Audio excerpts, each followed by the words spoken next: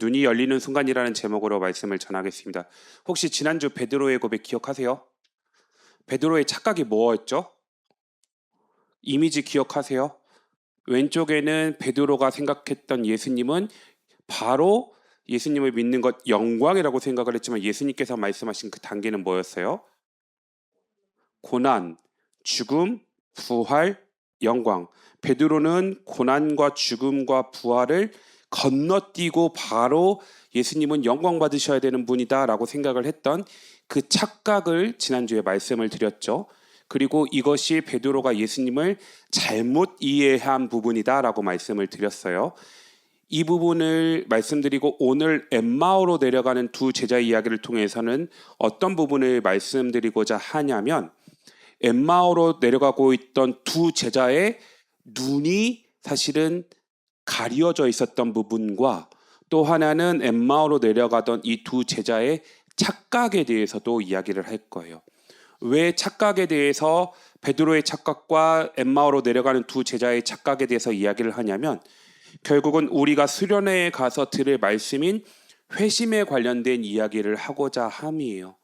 많은 사람들이 예수님을 믿고 신앙생활을 하지만 성경에 말씀하고 있는 예수님을 믿기보다 어느 순간인가 내가 만들어낸 예수님을 믿고 있어요. 이것이 대부분의 크리스찬들에게 나타나는 안타깝지만 슬프지만 현상입니다. 신앙생활을 오래 하다 보면 성경이 예수님을 A라고 말하는데 내가 A 다시를 만들어 버리거나 B라고 이해하는 부분들, 그리고 성경이 말씀하고 있는 예수님이 아니라 내가 만들어낸 예수님을 믿으면서 나 스스로 신앙생활을 굉장히 잘하고 있다라고 착각하는 일들이 굉장히 많이 일어나요. 그런데 진정으로 회심한 사람들의 모습에서는 그 모습이 나타날까요? 나타나겠죠. 그런데 나타나지만 다른 점이 뭐냐면 하나님의 말씀을 통해서 예수님이 누구이신지 알기 때문에 착각을 하다가도 말씀을 통해서 다시 뭐가 되냐면 교정이 되고 성경에 말씀하고 있는 예수님께로 뭐하는 삶? 집중할 수 있어요. 우리가 실질적으로 예수님을 여기 청년들 중에서 구주로 고백하지 않는 분들은 아마도 저는 없을 거라 생각이 들어요. 그러면 다 된 것인가? 아니요. 예수님을 구주로 고백하면서 우리가 날마다 어떠한 일들을 해야 되냐면 예수님이 나의 구주입니다라고 고백하는 것으로 끝나는 것이 아니고 예수님을 닮아가는 치열한 성화의 과정을 밟아가야 되는데 그 성화의 과정이 출발이 회심으로부터 출발한다고요. 날마다 나의 잘못된 시각들을 바로 잡는 데서부터 출발하기 때문에 베드로의 고백과 엠마오로 내려가는 두 제자의 이 고백을 통해서 그것들을 한번 살펴보고 수련회 때 회심에 대한 말씀을 전하고자 합니다. 여러분 혹시 이런 생각 해본 적 없어요? 예수님 만나면 어떨까라는 생각 해본 적 없으세요? 네, 끄떡끄떡 감사합니다. 많은 사람들이 이러한 생각을 하는 것 같아요. 예수님을 한번 직접 볼 수만 있다면 믿을 수 있을 것 같다. 특별히 예수님을 믿지 않고 예수님에 대한 이야기를 하는데 안 믿어져 라고 생각하시는 분들이 예수님 한번 눈으로 직접 보면 믿을 수 있을 텐데라는 생각을 많이 해요. 그리고 예수님이 내 눈앞에 뿅 하고 나타나신다면 절대 의심하지 않을 텐데라는 생각을 종종 하기도 하는 것 같아요. 그런데 여러분 정말 그럴까요? 눈으로 본다라고 해서 우리가 다 믿을 수 있을까요? 여러분 충격적인 장면을 오늘 본문은 사실 이야기해요. 예인의 집사님 이미지 첫 번째 이미지 한번 띄워주실래요? 네, 잘 보세요. AI가 그림을 잘못 그렸네요. 2명의 제자가 있어야 되는데 2명의 사람을 그려버렸네요. 네, 저도 마음이 급해가지고 생각을 못했네요. 예수님께서 지금 어떤 상황이냐면 예수님께서 예루살렘에서 십자가에 달리시고 부활하신 가운데 예수님의 제자들이 다시금 자기 고향으로 돌아가고 있는 장면이에요. 그 엠마오로 예루살렘에서 엠마오라는 길로 25리거든요. 한 10km 정도 떨어진 그 거리를 두 사람이 걸어가면서 낙담을 하고 있는 장면 가운데 예수님께서 나타나셔가지고 그냥 이들과 함께 걸어가면서 뭘 얘기하시냐면 이들이 어떤 이야기를 하는지 들으시고 그리고 또한 예루살렘에서 벌어졌던 일들과 예수님께서 뭘 하셨냐면 모세의 글과 선지자들의 글을 처음부터 끝까지 하나씩 자세하게 설명해 주시고 있는 장면이에요. 그 장면 가운데 제자들은 누구와 지금 동행하고 있냐면 오늘 본문의 상황은 예수님과 동행하고 있는 상황이에요. 예수님을 옆에서 보면서 예수님의 이야기를 들으면서 예루살렘으로부터 엠마오로 내려가고 있는 장면이란 말이에요. 두 명의 제자가 정확히 누구인지는 성경에 언급하고 있지 않아서 누구인지 모르지만 두 명의 제자는 바로 옆에서 예수님과 함께 걸었습니다. 예수님의 음성도 들었고요. 예수님과 오랫동안 대화했어요. 근데 중요한 사실이 뭐냐면 그들은 예수님을 알아보지 못했어요. 눈으로 보고도 사실은 그 분이 성경을 지금 풀어서 이야기하고 있는 이분이 누구인지 알아채지 못했어요. 귀로 듣고도 깨닫지 못했어요. 그렇다면 뭐가 문제일까요? 예수님이 눈에 안 보였나요? 아니요. 옆에서 지금 같이 걷고 있다니까요. 예수님은 그들 곁에 있었습니다. 그런데 문제는 이 두 제자의 눈 가운데 예수님을 알아보지 못하는 게 문제였어요. 이들의 눈이 없었던 게 아니고 육체적인 어둠이 아니고 자신들이 가지고 있었던 생각과 지금 성경을 풀어주고 있는 사람이 예수님이라는 부분을 전혀 이해하지 못했기 때문에 예수님이 옆에서 같이 이야기하고 걷고 있었지만 예수님을 알아보지 못했습니다. 여러분 근데 잘 생각해 보셔야 돼요. 제자들은 예수님을 안 믿었을까요? 믿었어요.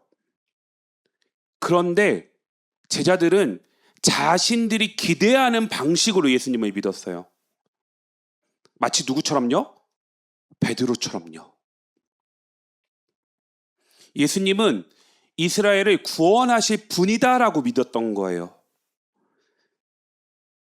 그런데 예수님께서 십자가에 달리시자마자 제자들의 그 잘못된 착각이 와르르 무너져 버렸고 자신들이 예수님은 로마의 압제 가운데 우리를 구원하실 분이야라는 그 기대가 사라지면서 모든 기대했던 부분들이 와르르 다 무너진 상황입니다. 오늘 본문은 그 부분에 대해서 이야기를 하고 있지 않지만 앞에 보면 이 제자들이 걸어가면서 예수님에 대해서 뭐라고 얘기하냐면 이 사람이 이스라엘을 속량할 자라고 우리가 생각했다라고 고백을 하고 있어요. 지금 예수님과 함께 걸어가면서 예수님을 보고 있었지만 십자가에 달리신 예수님으로는 전혀 생각을 하지 못했던 거예요. 이 착각이 제자들의 눈에 예수님이 들어오지 않았던 겁니다. 이 착각 때문에 그들이 알고 있었던 메시아의 그림 안에 고난받고 죽으셨다가 다시 부활하시는 예수님의 이미지가 없었던 거예요. 그래서 오늘 본문은 우리에게 이렇게 질문합니다.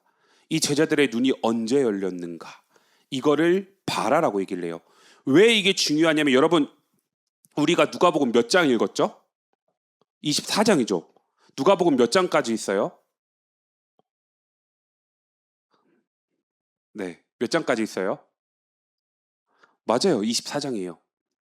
여러분들이 성경을 쓴다고 생각해 보세요. 결론 부분에 무슨 이야기를 쓸까요? 내가 쓰고 싶은 제일 중요한 이야기를 쓰지 않을까요? 그런 입장에서 생각해 보면 누가복음 마지막 24장에 무슨 이야기를 썼어요? 엠마오로 내려가고 있었던 두 제자 이야기를 중심축으로 해서 24장을 기록했습니다. 굉장히 사실은 중요한 본문인 거예요. 그리고 이 본문에서 누가복음의 결론에서 강조하는 부분들이 있습니다. 그것이 무엇이냐면 너의 눈이 가려져 있다라는 부분이에요. 그 다음 이미지 한번 보여주실래요? 16절 말씀 우리가 읽지는 않았지만 여러분 16절 누가복음 24장 16절 말씀을 함께 읽어볼게요. 큰 글씨 보이죠? 함께 읽겠습니다. 그들의 눈이 가려져서 그인 줄 알아보지 못하거늘. 그들은 누구예요? 제자예요. 그인 줄 예수님인 줄 알아보지 못했다라고 기록되어 있는데 특별히 여러분 성경책 가지고 계신 분들 아니면 어플로 성경책 보시는 분들 거기에다가 뭐 볼딕체든 형광펜을 칠하시든 가리워져서에 한번 쳐보실래요? 이게 굉장히 중요한 부분입니다. 왜 중요하냐면 에크라툰토라고 있거든요. 저기 밑에 헬라어를 핵심 단어 에크라툰토라고 읽는데 그 밑에 문법이 있어요. 여러분 미완료 수동태 직설법 3인칭 복수예요. 네, 우리 영어 시간은 아니지만 네, 재밌는 헬라어 시간이에요. 미완료 어떤 동작이 완료되지 않았어요. 과거 완료나 현재 완료 그런 미완료예요. 네, 끄떡끄떡 전에 어떤 사건이 벌어졌는데 지금까지 완료되지 않은 용법이고 태가 능동태예요, 수동태예요? 수동태예요. 그리고 직설법 3인칭 복수요. 이거를 한글로 해석하면 어떻게 되냐면 그들의 눈은 계속 붙들리고 있었다라고 이야기하는 거예요. 즉 하나님께서 엠마오로 내려가고 있던 두 제자의 눈을 계속 예수님이 누구인지 알아보지 못하게 뭐하고 있었다고 얘기하는 거냐면 붙들고 있었다는 거예요. 영적인 눈으로 예수님을 알아보지 못하도록 하나님께서 뭐 하신 거예요? 잡고 있었어요. 그런데 이게 여러분 모든 사람들의 일반적인 상태예요. 죄로 인해서 모든 사람들의 영적인 눈이 타락해 버렸어요. 그래서 우리 스스로 사람 스스로 하나님을 볼 수 없어요. 그 모습이 누구의 모습이에요? 제자의 모습이고 우리의 모습이에요. 그렇기 때문에 우리가 신앙생활을 우리가 열심을 내고 신앙생활을 아무리 열심히 해도 하나님께서 우리의 영적인 눈을 열어주지 않으시면 모두 다 헛걸음되는 거예요. 중고등부 사역을 하면서 이 허무함을 정말 많이 느꼈던 것 같아요. 얘네들이 중학교 1학년 때는 교회 열심히 나오거든요. 그런데 중3이 되면 교회 나오는 인원들이 줄어들어요. 고3이 되고 대학생이 되면 더 줄어들어요. 그래서 왜 이럴까? 왜 이럴까? 심각한 고민들을 굉장히 많이 하게 됐거든요. 청년들도 마찬가지예요. 찬양 집회 가서 아니면 어떤 수련회를 가서 뜨거운 그 감정을 가지고 돌아와서 굉장히 막 뜨겁게 주님을 위해서 목숨을 내 던질 것 같은 열심을 가지고 섬기다가 시험이 들면 사라져 버려요.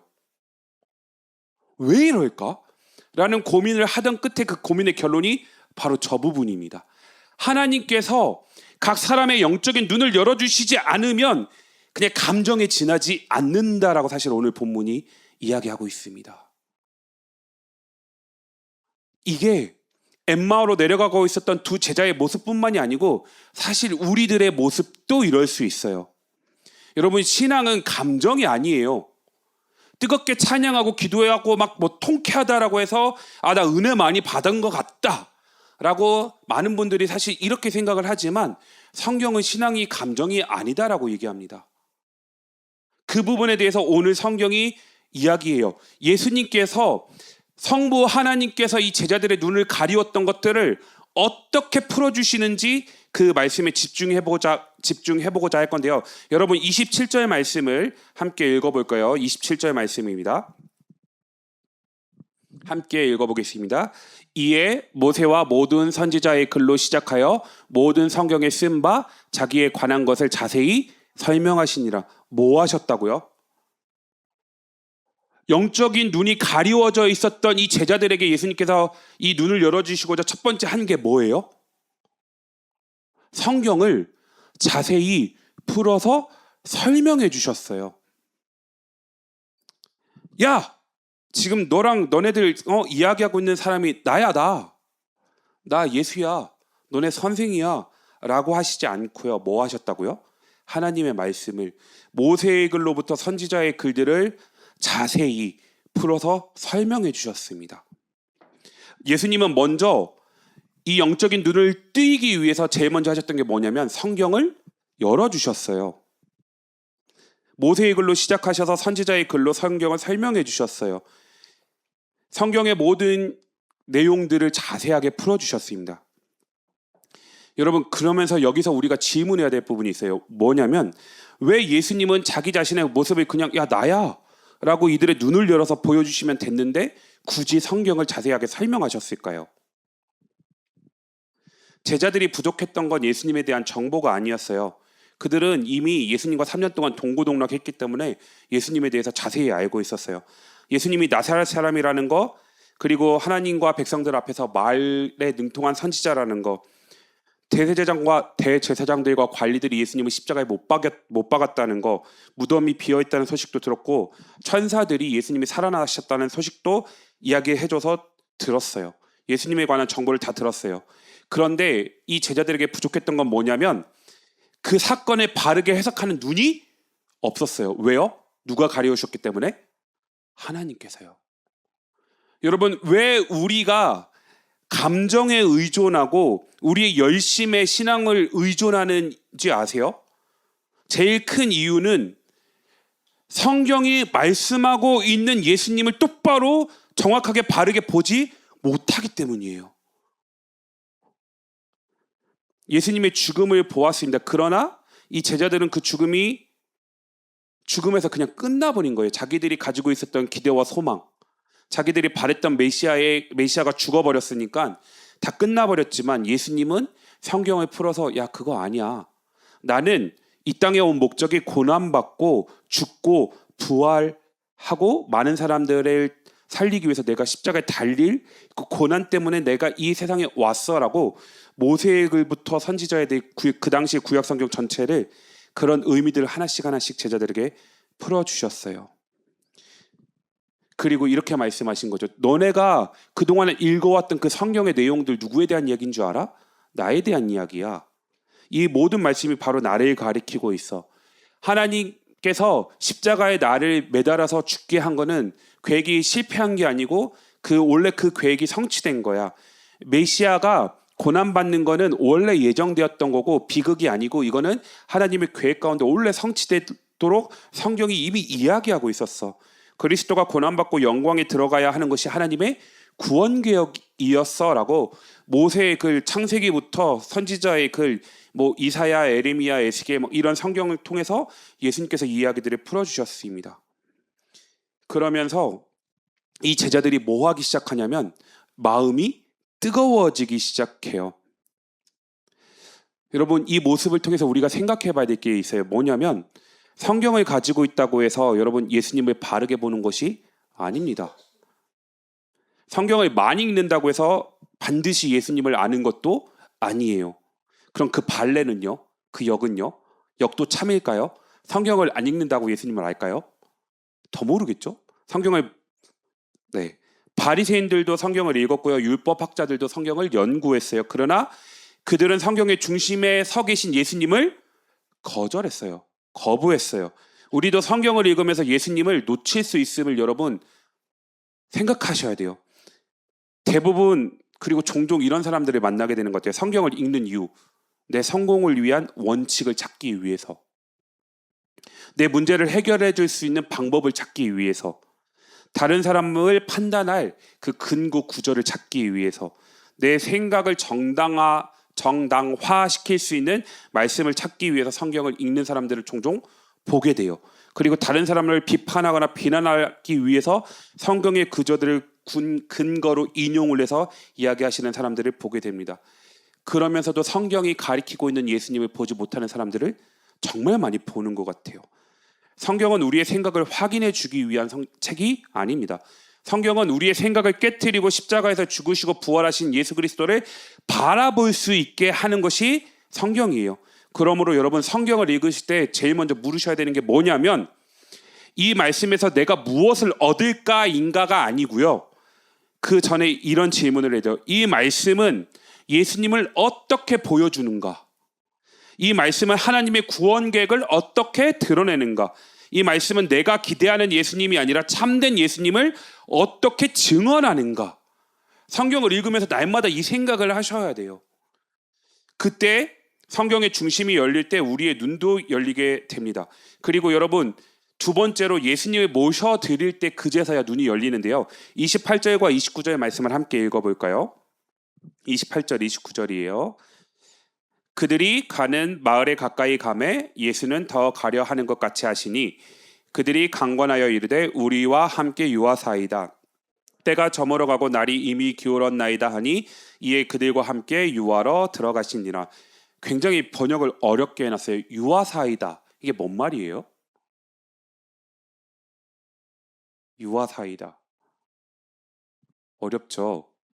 유하러. 그냥 머물다예요. 그러니까 엠마오로 내려가고 있던 두 제자와 예수님이 대화를 하면서 가고 있는데 예수님은 일부러 이 엠마오 이 제자들이 살고 있었던 마을에 가까이 다가왔을 때 그냥 계속 이야기하면서 가려고 하셨어요. 일부러 프리텐드 그런 척을 하신 거예요. 그때 제자들이 어떻게 했냐면 제자들이 예수님께 뭘 하냐면 그 지금 성경을 풀어주고 있으니까 자기들이 이제 마음이 뜨거워지기 시작했으니까 우리 이 이야기 더 들려주세요. 우리 마을 여기거든요. 더 가지 말고 그냥 우리 함께 우리 집에 들어가서 식사하면서 그 성경 이야기 좀 더 해주세요라고 제자들이 지금 요청하고 있어요. 그러면서 우리와 함께 유아사이다. 우리와 함께 그냥 머물러 주세요라고 이 두 명의 사람들이 예수님께 부탁하는 거예요. 그런데 아직도 이 두 명의 제자는 예수님이 누구인지 몰라요. 그냥 성경에 능통한 사람이다라고만 생각을 해요. 왜 이들이 예수님을 자기 집에 모셔드리려고 했을까요? 말씀을 듣는 동안 그들의 마음 가운데 뜨거움이 일어나기 시작했어요.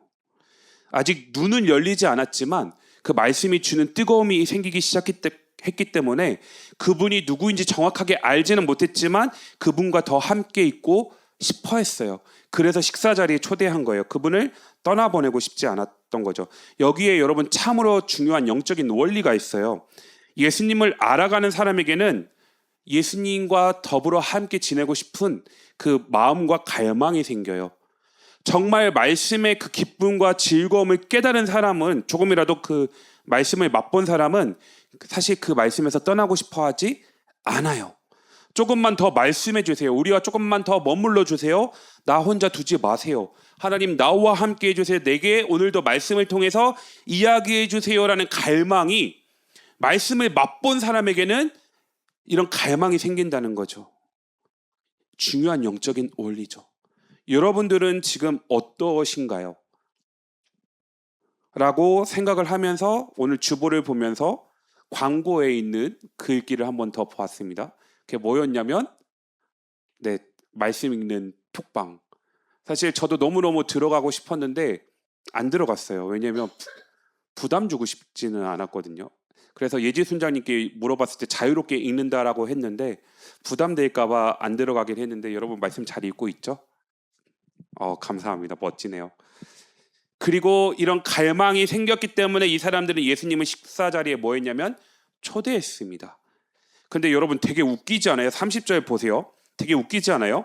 그들과 함께 음식을 잡수실 때에 떡을 가져다 축사하시고 떼어 그들에게 주시니. 이 장면이 되게 사실은 웃긴 장면이에요. 누가 초대했어요?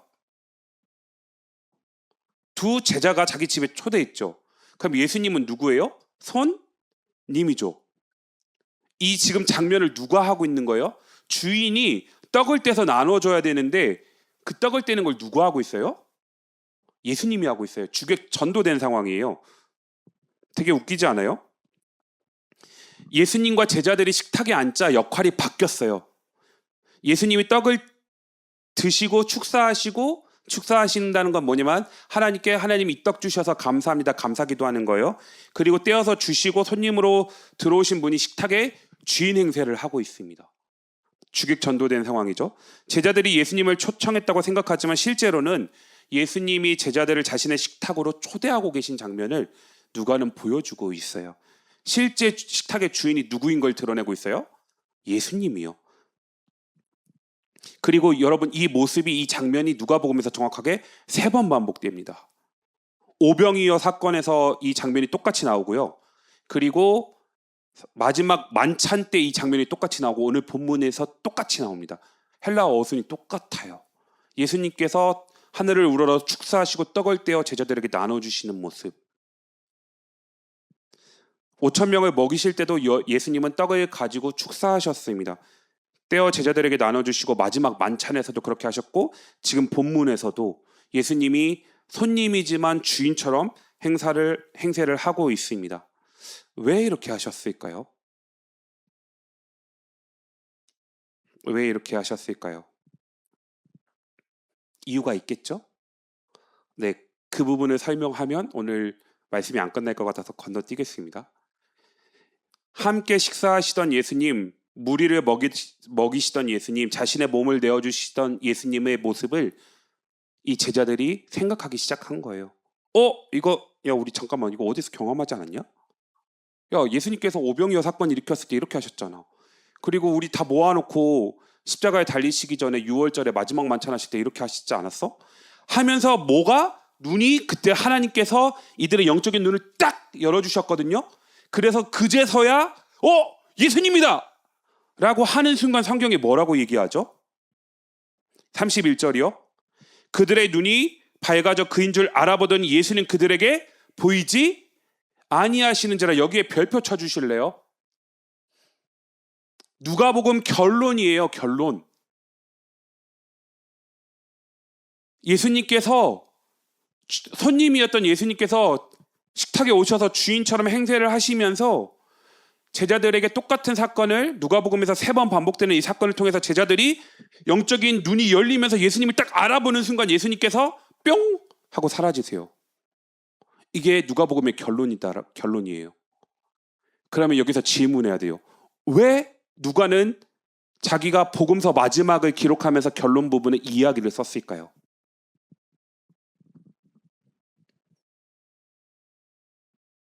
왜요?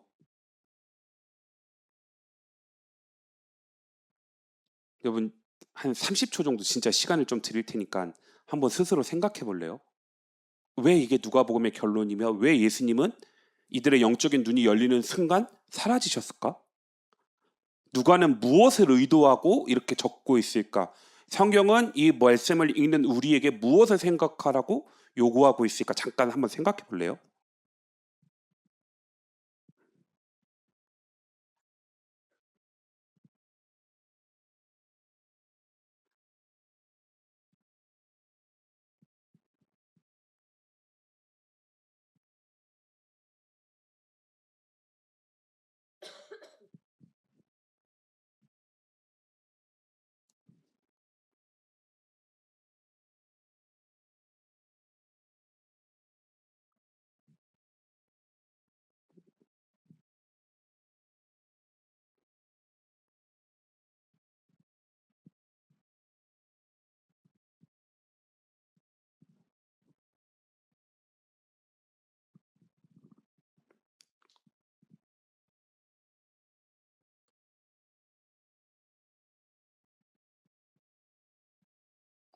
왜 예수님은 사라지셨을까요? 뭘 얘기하고 싶은 걸까요? 생각해 보셨어요?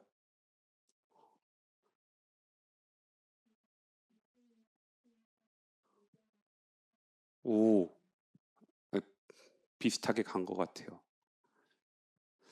여러분, 시간이 없어서 이 부분을 말씀드리면 예수님은 곧 어디 가세요? 누가복음 마지막에 가보면 예수님 승천하시잖아요. 예수님이 더 이상 제자들과 함께 할 수 없어요. 그러면 성경은 뭘 얘기하고 싶은 거냐면 너네들 더 이상 예수님과 함께 할 수 없어. 그런데 뭐를 기억해야 돼? 예수님의 말씀이요. 그거를 남기는 거예요, 지금.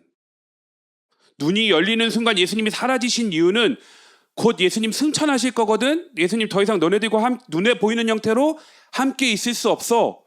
대신에 예수님께서 너희들에게 해주셨던 그 말씀들을 기억해. 그 얘기를 하면서 누가복음을 결론 짓고 있는 거예요. 그리고 예수님은 제자들에게 그리고 오늘날 성경을 읽고 있는 우리에게 동일하게 말씀하시는 거예요. 지금 나는 너희 눈에 앞에 보이는 형태로 있지 않아. 나는 지금 하늘나라 하나님 보좌 우편에서 너희들이 올 집을 만들고 있어. 예비하고 있어. 그런데 너희들은 나를 어떻게 무엇을 통해서 만날 수 있어? 라고 말씀하시는 거냐면 하나님의 말씀이요. 그리고 그 말씀 가운데 성령 하나님께서 강력하게 역사하신 사건이 사도행전입니다. 즉 누가복음 마지막 결론에 있어서 뭘 남기는 거예요? 예수님께서 하셨던 말씀을 남기는 거예요. 식상한 얘기일 수 있어요. 또 말씀이 중요하다 얘기하네. 맞아요. 진리는 단순합니다. 그런데 여러분 결론 부분에 가서 계속 말씀드리는 부분이 뭐냐면 제자들이 예수님께서 함께 가면서 성경 말씀을 풀어주셨을 때 그들의 영적인 눈이 열리지 않아서 예수님을 바라보지 못했던 인간적인 측면의 이유가 뭐였냐면 자신들이 기대하고 있었던 메시아가 아니었기 때문이에요. 영적으로는 하나님께서 그들의 눈을 닫아놓으셨기 때문이지만 인간적인 측면에 있어서는 베드로처럼 예수님에 대한 잘못된 이해였어요. 그리고 이 모습이 너무나 안타까운 건 예수님을 구주로 고백합니다, 회심했다라고 하는 사람들 가운데서도 이 모습이 계속 비일비재하게 나타나고 있어요. 그래서 내가 장로 몇 년을 했는데, 내가 목사 사역을 몇 년을 했는데 so what? 그래서 어쩌라고요? 라고 알고. 그게 중요한 게 아니고 그것보다 더 중요한 건 뭐냐면 날마다 성경이 말씀하고 있는 그 예수님을 만나고 있느냐. 정말로 예수님을 믿고 회심했다고 하는 사람들 가운데 이 모습이 없다면 바른 회심이 아니다라는 걸 이야기하는 거예요. 베드로도 그랬고요, 엠마오로 내려가던 두 제자에게도 그랬습니다. 이번 수련회를 통해서 우리 청년들에게 제가 질문하고 싶은 부분은 당신은 정말 회심했습니까? 라는 질문인 거예요. 예수님 제자들과 함께 있었다니까요. 근데 예수님을 보지 못했어요. 심지어 예수님의 음성도 들었어요. 예수님께서 성경도 풀어주셨어요. 근데 예수님이 누구인지 알아보지 못했다고요. 이 말을 우리말로 하면 우리가 교회 열심히 다니고 기도하고 찬양하고 예배 참여해도 똑같은 모습이 우리에게 일어날 수 있다라고 얘기하는 거예요. 그러면 결국은 누가가 결론에서 이야기하는 것처럼 하나님의 말씀만 남기는데 말씀을 통하여 성경이 이야기하는 예수님을 만나야 되는데 이 역할을 누가 하실까요? 이 눈을 누가 뜨게 하셨을까요? 이 영적인 눈을? 예수님께서 뜨게 하셨죠. 성경적으로 보면 성령 하나님께서 뜨게 하신 거예요.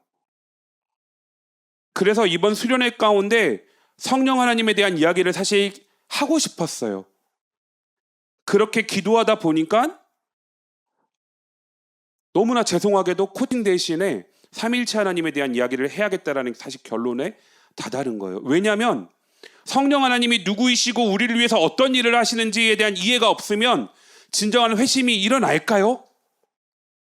일어날 수 있겠죠. 근데 어렵다고 봐요. 하나님의 주권적인 역사이기 때문에 일어날 수 있겠지만 어렵다라고 생각을 해서 성령 하나님에 대해서 꼭 다뤄야겠다라는 사실 마음이 너무 강력하게 들어서 사실 그래서 좀 여러분들께 양해를 구하고 제안을 했던 부분이 있습니다. 말씀을 좀 맺을게요. 네, 반주를 해주실래요? 이 제자들의 가장 큰 문제가 뭐였냐면 예수님이 그들 곁에 있지 않는다는 게 아니었어요. 예수님은 처음부터 그 두 명의 제자와 함께 걷고 계셨습니다. 그들의 문제는 예수님께서 함께 있지만 함께 계시는 예수님을 알아보지 못했다는 거예요. 오늘 우리도 그럴 수 있어요. 예배를 드리면서도 여러분 예수님을 놓칠 수가 있어요. 성경을 읽으면서도 예수님을 보지 못할 수가 있어요. 십자가를 말하면서도 십자가의 길은 거절할 수 있습니다. 부활을 믿는다고 하면서도 절망 속에서 살아갈 수 있어요. 이런 모습이 제자의 모습이었습니다. 그 이유는 우리가 성경보다 내 생각을 더 붙들기 때문이에요. 말씀을 통해 예수님을 보려 하기보다는 내가 원하는 예수님을 찾기 때문이다라고 결론을 말씀드리는 거예요. 그러나 부활하신 예수님은 오늘도 우리에게 다가오십니다. 말씀을 풀어주시고 우리와 함께 머무시고 생명의 떡을 떼어주시고 그 은혜로 우리의 눈을 열어주시겠다라고 지금 말씀하시는 거예요. 그래서 오늘 본문은 우리에게 사실 세 가지를 보여주는데 말씀의 중심이 열릴 때 예수님이 보이기 시작하고 성경 전체가 고난받고 부활하신 예수님에 대한 이야기다라는 부분들을 가리키고 있음을 깨닫게 될 때 예수님이 보이기 시작하고 예수님의 삶의 주인으로 모셔드릴 때 진짜 예수님이 보이기 시작한다라고 얘기를 해요. 그리고 예수님을 내 삶 가운데 잠시 머무르는 손님이 아니고 내 삶의 주인으로 모셔드려야 된다라고 이야기를 하고 있습니다. 눈이 열리면, 영적인 눈이 열리면 말씀을 통해 이미 일하셨던 하나님의 은혜가 다가와요. 그걸 깨닫게 돼요. 그리고 차갑게 식었던 마음의 말씀으로 인해서 다시 살아나게 됩니다. 사랑하는 청년 여러분, 회심은 내가 예수님을 찾아낸 사건이 아니에요. 예수님께서 나를 찾아오신 사건이에요. 회심은 내가 스스로 눈을 연 사건이 아니고 부활하신 예수님께서 말씀으로 내 영적인 눈을 열어주신 사건입니다. 그러므로 말씀을 펼칠 때마다 여러분 이렇게 기도해야 돼요. 주님, 성경을 열어주십시오. 성경 속에서 십자가에 죽으시고 부활하신 예수님을 보게 해주십시오. 내 생각과 기대에 갇혀 주님을 놓치지 않게 해주십시오. 우리와 함께 머물러 주십시오. 제 눈을 열어주십시오. 그리고 식어버린 제 마음을 다시금 뜨겁게 해주십시오라고 기도하면서 성경을 펴시고 성경이 말씀하고 있는 예수님을 날마다 만날 수 있는 여러분이 되었으면 좋겠습니다. 여러분 이렇게 기도했으면 좋겠어요. 하나님, 내가 만들어낸 내 생각 속에 갇혀있는 예수님을 내가 믿고 있지는 않았습니까? 성경에 말씀하고 있는 예수님이 아니라 내 경험과 내 생각과 내 판단으로 만들어낸 예수님을 믿고 있지는 않았습니까? 그래서 점점점 마음이 식어가고 열정이 식어가고 주님을 사랑하는 마음들이 식어가는 그 상황 가운데 그건 당연한 거야 라고 생각하는 모습이 혹시 나의 모습은 아니었습니까? 하나님, 이 시간 나의 영적인 눈을 열어주셔서 성경에 말씀하고 있는 예수님을 경험할 수 있게 해달라고, 그리고 이번 수련회를 통해서 다시금 성경에 말씀하고 있는 예수님을 만남으로 인하여서 우리의 마음이 다시금 뜨겁게 해달라고, 우리의 마음을 다시금 뜨겁게 만져달라고 이 시간 통성으로 기도하고 제가 기도하고 예배 마치도록 하겠습니다. 기도하겠습니다. 사랑의 하나님 아버지,